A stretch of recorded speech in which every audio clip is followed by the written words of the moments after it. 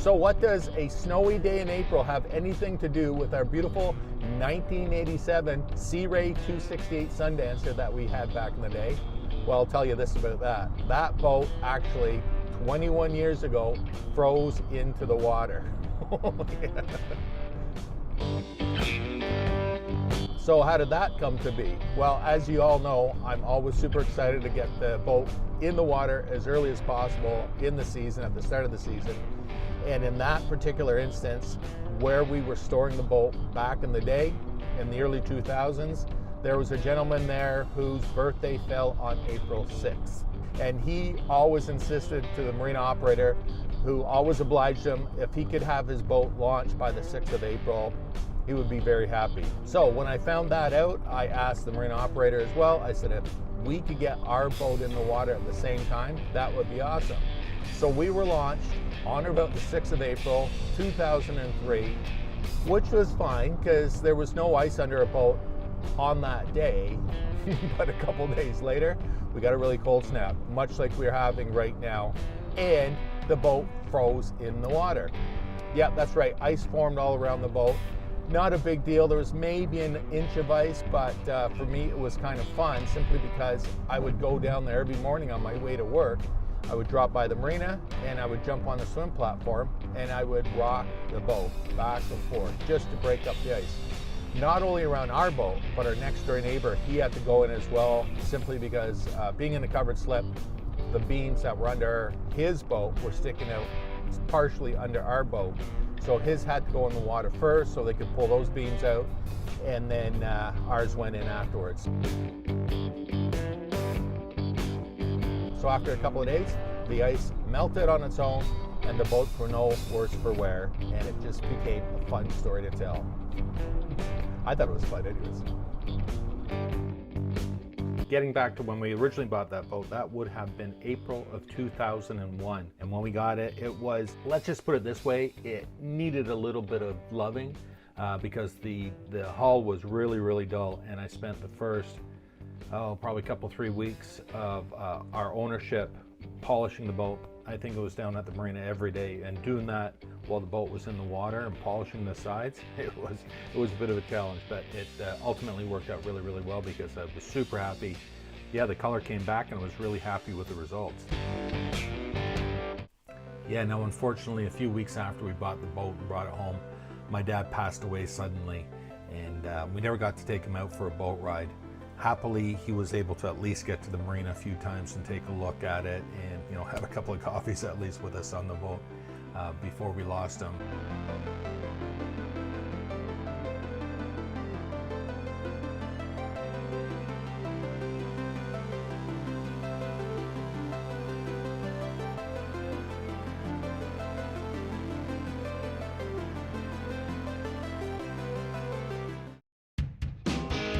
See, it had a decent cabin inside with a separate dining, which actually truly seated 4 people. There was a forward V berth, and there was no door or anything, just a curtain that slid across for a little bit of privacy. Had a decent workable galley, hot and cold running water, had an alcohol electric stove cooktop, which we never used. I don't recall ever using it. I ended up putting a propane barbecue on the back on the transom, and that worked for all of our cooking needs when we had the boat. Now when we look at the head, as you can see, the boat was originally equipped with a porta potty style of toilet.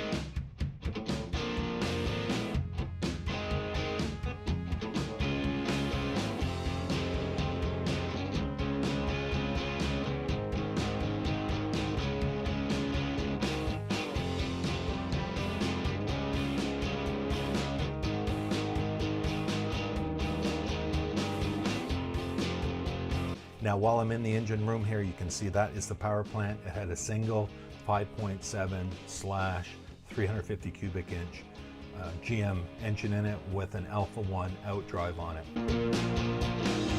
That was way underpowered for the size of the boat. Not only the size of the boat, but all the stuff that we would have on it every weekend. So whether that boat had enough power or not, we made the most of it, and in 2003 we started adventurizing even farther, as 2003 was the first year that we ventured out onto the Trent Severn Waterway proper and started going through the locks, and that really opened our eyes as to how much more we could get out of our boating, as opposed to just hanging around the marina and just going out in the lake and back for the day. And so I'm really grateful and happy that we started doing that back then, and as you all know, we've been doing it ever since and doing a lot farther traveling. Ultimately have gone through the entire Trent Severn Waterway both ways many times, the whole 240-mile trip of it. And if you are new to the channel, if you only came here because you saw this Sea Ray video, please look at the playlist. I have well over 200 videos specific to our cruises on the Trent Severn Waterway, and many more from all the other places that we've gone to. And then at the end of 2004, we sold that boat with an eye to moving up, because footitis had hit me at that time. And the next boat in line, which would have been Sea Ray number 3, was our beautiful 300 Sundancer, 1987 model year again. But it was a step up to the 300, and that is going to be the next video in this series. And of course, like I said, this was only Sea Ray number 2. Currently today, when I'm filming this in 2024, we are on Sea Ray number 6, if you can believe that.